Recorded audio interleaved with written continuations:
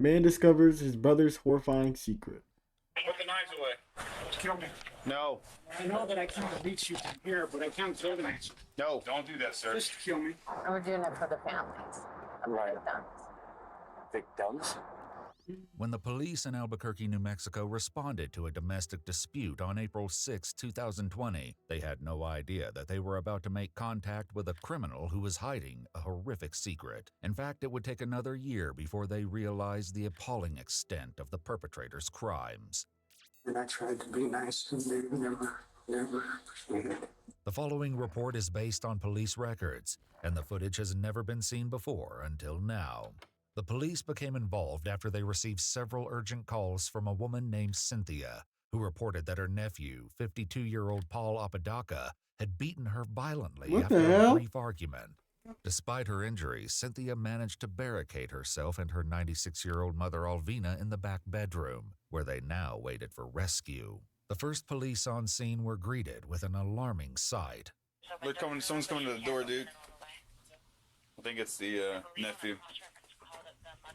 Hello? Deadly force, sir. What's that? Deadly force. Sir, can you please put the knives away? Please, put the You knives got away. knives? Okay? I'm not playing with you, bro. Put the knives away. Kill me. No. Please, can we talk to you, okay? Sure. We don't want to do this, brother. I know that I can't reach you from here, but I can't throw the knives. No, don't do that, sir. Just kill me. Paul was no stranger What to law the enforcement. hell? In addition to being a registered sex offender, he'd been Oh, incarcerated so he's a multiple weirdo. times for charges including kidnapping, assault, and felony aggravated battery. However, the most depraved aspects of his criminal history were not yet known. Has been putting powder in my nose all night, and it drove me crazy. Well, let's talk about that, okay? That's what we're here Right, for. you're not gonna believe me. Huh? You're not gonna believe me. You're gonna think I'm insane. Come on, Bro, buddy. you are Let's just insane. talk, okay? No. Talk. Hostage situation. Let's talk. No. 3, 2, 1, Mel. Just walk back into the house. While these officers attempted to wrangle Paul, several others jumped the backyard fence to make contact with Cynthia and Alvina, still barricaded in the back of the house. What did he hit you with? Very quickly, the officers realized that Cynthia's injuries were far worse than they originally thought. She's very, very beat up. Very beat What up. the So hell? we need What to a get in there. fucking weirdo, bro. Okay. Give us 1 sec. We're gonna get in there. This, law enforcement would eventually learn, was just a small example of Paul's capacity for violence.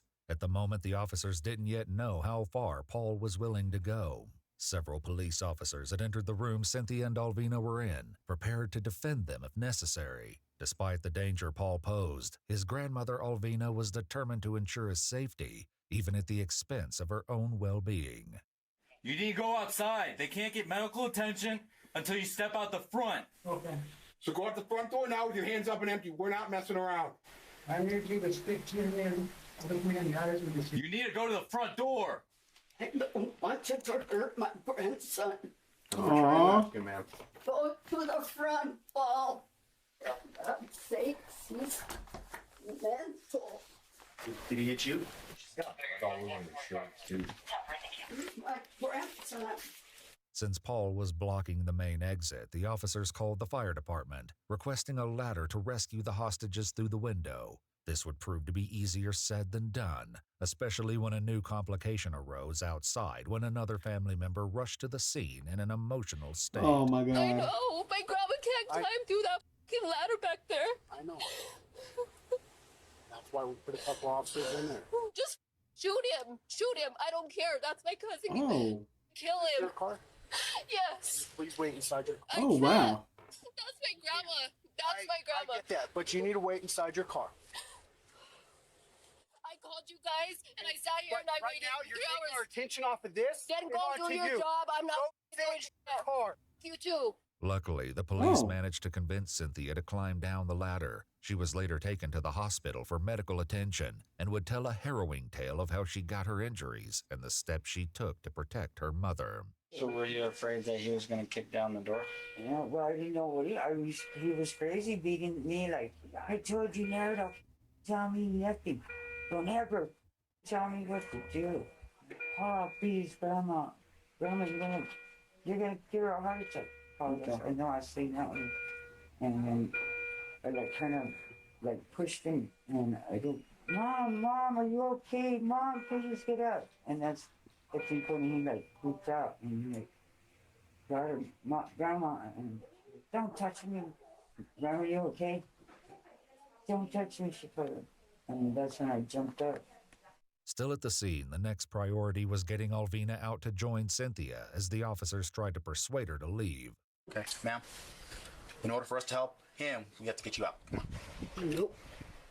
Ma'am, I need you to try to get down, okay? You can scoot down that ladder. You don't have to climb down it, okay? I don't want to go down. I won't. You need to. Leave my grandson. You need to, okay? Eventually, the officers managed to coax Alvina out of the window and guided her safely down the ladder. Seconds after, Paul appeared at the back door. Take her. Oh, you got contact. Keep walking out. Keep walking out. Walk out to the sound of my voice. Put your hands up now. Put your hands in the air. Drop whatever's in your hand. Put your hands up now. Put your hands up. Hands in the air. Step down. Hands up. You're about to get 40, sir. Step down. Put your hands up in the air. Turn around and face the house. Turn around. Put your hands behind your head and interlace your fingers. Put your hands down. Put your hands down. Be back. Shot that nigga with a beanbag? Turn over. Even with the suspect subdued, the emotional turmoil on scene was far from over. Hearing the shots and not realizing the officers had fired beanbag rounds, Alvina immediately became distressed. He's okay. He's okay. He's okay. They didn't shoot him? No, he's okay. See, they just put him down, bro. He's okay. Come on. Paul was arrested and convicted of assaulting a peace officer with a deadly weapon, but it would only be over a year after Paul served his sentence for this crime that the police would learn that they hadn't even scratched the surface of his criminal record.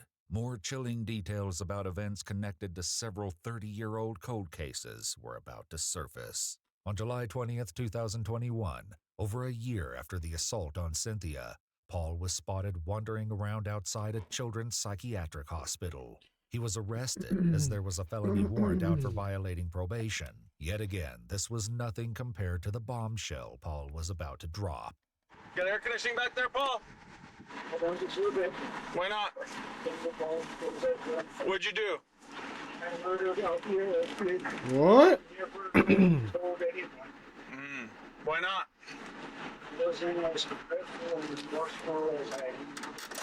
Shockingly, the woman Paul mentioned had been murdered more than 3 decades prior, Jesus on the evening Christ. of June 22nd, 1988. As far as the police could tell, 21-year-old Althea had stepped out for a walk after an argument with her boyfriend, only to fall victim to a senseless crime they were never able to explain. Until now. Now, as the officers took Paul straight to the police station, 2 cold case detectives sat down with him to see if he was telling the truth. You didn't know Althea? Yeah. Okay. She was walking behind. She what? Althea was walking home from the day. Okay. My God. This nigga is sick. How many times did you stab her? This nigga is sick.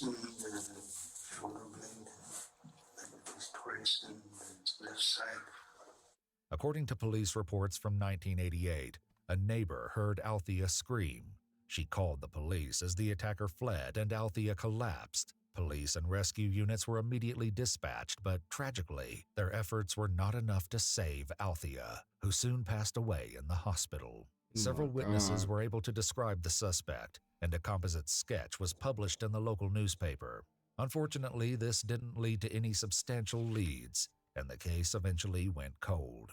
The detectives went to speak with Paul's brother, hoping to gain further insight. During the conversation, they broke some horrendous news. We're doing it for the families of the victims. Victims? That's a good one on me. And yet, Althea's murder was just the beginning of The Paul's beginning? brutal rampage. Another girl was crossing a bridge. In the interrogation room, the cold case detectives pushed for more details. What does she look like? I couldn't tell at the range. Okay. How did you kill her? I shot her. Oh my Mere God. months after Althea's murder, On September 9th, 1988, 13-year-old Stella Oh Gonzalez my was walking God. home with her friend Hope. The two girls were stopped by some men in a car who tried to pick them up. While Stella briefly spoke to them, Hope pulled her away as the car drove off. But minutes later, gunshots were fired in their direction, and Like Stella was what? tragically struck and killed. Depressingly, there were no witnesses to the crime besides Hope. The only potential lead came from a police officer who'd observed the girls walking, as well as a car which might have been a blue Chevrolet Chevelle with 3 Hispanic males inside. With no additional witnesses, this case went cold just like Althea's. Worse, Bro, these all cops the fucking files on the suck. case were These destroyed cops in a are so fire in bad. the police station's evidence room in 2010. Finally, the cold case detectives asked Paul about one more victim he mentioned to the officers who brought him to the station. Another Can you one? look at this photo and tell me if you recognize this person right here Oh on the phone? my God. Yes, that's Caitlin. That's Caitlin? Yeah. Okay. 32 years earlier, on the evening of July 16, 1989, 2 detectives stumbled upon what they thought was a traffic accident, only to discover a bone-chilling crime scene. The woman police found behind the wheel, later identified as 18-year-old Caitlin Arquette, had been shot twice in the head. Jesus Christ. The police would later learn she'd been driving home from a friend's house when she was disastrously intercepted. Notably, there was only one witness, none other than Paul Apodaca. He told the police he'd not seen what happened, but stopped to offer help just as they had. After providing his phone number, he slipped away from the scene unnoticed. This nigga self-reported the body? This nigga hit the button and self-reported the body. And it worked. And he got away with it. He got away with a self-report. Like, bro. The next day, but no further evidence was found. Caitlin's mother. Mm-hmm. Lois Duncan. She wrote the series, I Know What You Did Last Summer. She also wrote a book about her daughter, who killed my daughter. And I read that. 6 years after Nigga Caitlin's read. death, Lois hired a Oh my private investigator God. who allegedly had strong suspicions about Paul's involvement. But despite this, the case remained unsolved. Now, the harrowing details of what really happened to Caitlin would come to light at long last. When I saw her, I walked up to the car, had already shot her. Cerebral swelling had been on. And face and head were swelling. You said you had already shot her? Yes. And you walked up to her? To her car. Okay. What The kind hell, of car did she Jess? have? It was a red car, something. And where did you shoot her? I never touched her, but I shot her and killed her. In a later interview, Paul further explained that Caitlin had pulled up next to him to stop at a red light. He fired twice, and when the light turned green, Caitlin pulled forward, crossing the median and crashing her car into a pole. Paul said he then hid his firearm under his seat and drove up to investigate her condition. Paul's frenzied violence didn't stop there. In 1990, he was charged with aggravated battery after shooting a man who he claimed he mistook for a woman. Bro, throw this nigga away. The insight connecting to this was just around the corner. However, before addressing this, the detectives questioned what motivated Paul to come forward with these terrible admissions after more than 3 decades of Throw this silence. nigga away. It's taken me so long to know how much a pain I've caused. What I considered the ultimate sin. When I killed Althea, I thought that I could do no more harm. After years and years of contemplating and researching, I understand all the pain that I've caused, and I feel it for families of the people that I've murdered and raped. I've seen it in my own family, and I've done it to my own family. Paul claimed that his latest incarceration for assaulting Cynthia left him with a lot of time to contemplate his actions. He claims he spent the year crying for offending God and for hurting his victims and their families. He recounted holding a napkin to his face to collect the tears, wrote down why he was crying, and placed the napkins in between the pages of his Bible, creating what he called a book of tears. Oh, brother. Forgiving. God loves us and He forgives. I I'm trying to understand everything that I've done. I've come to realize that I don't deserve to be forgiven. The question of what could have driven Paul to such horrific actions remained unclear until he made one final harrowing admission. Why did you do it? The anger in my heart against women. You had what in your heart? Anger. Okay. Resentment. Why? Because I've always seen men treat women bad, and they have older women, and I tried to be nice, and they never appreciated it. On January 29, 2024, Paul Apodaca pleaded guilty to 3 counts of second-degree murder, 1 count of kidnapping, as well as 1 count of first-degree attempted criminal sexual penetration for assaulting Alfie. Oh my God. He was sentenced to 45 years Fucking in weirdo. prison. While Paul confessed to several additional sexual assaults, he was never charged. If released, he will be on parole for 2 years and on probation for 5 years. They better not release that nigga. What are they gonna release him for? Why would they release him?